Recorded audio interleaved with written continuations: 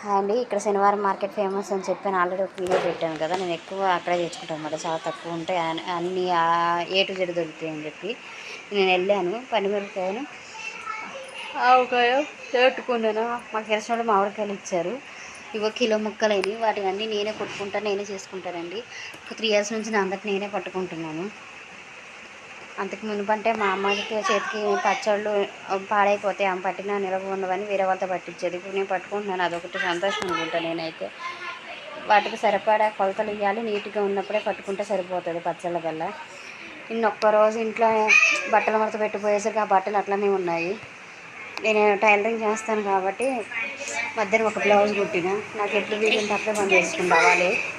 మనకి అర్జెంటు అలాగనంటే మరి బట్టలు కావాలి, డబ్బులు కావాలి, ఇంట్లో పనులు కావాలంటే రావు కదండి.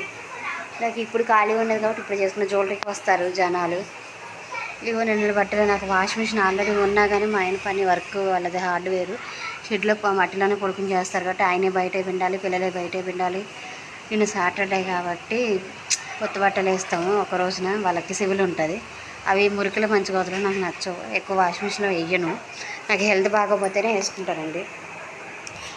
నానైతే ఒకటే ఫీల్ అవుతాను, నాకు కనీసం ఈ సౌకర్యాలు ఉన్నాయి. మా అమ్మ వాళ్ళ ఏజ్లో వాళ్ళకైతే పాపం ఇవి కూడా లేవు కాబట్టి ఈ సౌకర్యాలు కూడా లేవు.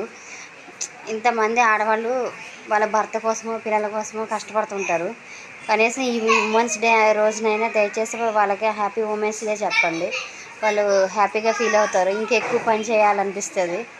మేము ఆడవాళ్ళం ఎవరమైనా భర్త దగ్గర నుంచి కానీ పిల్లల దగ్గర నుంచి బంగారాలు చీరలు ఏమి కొనపోయినా పర్లేదు కానీ నువ్వు మంచిగా చేసావు అన్న ఒక మాట చాలు. ఇంకా ఎక్కువ పని చేయాలి, ఇంకా మంచిగా చేయాలన్న ఫీలింగ్తో పని చేస్తామండి.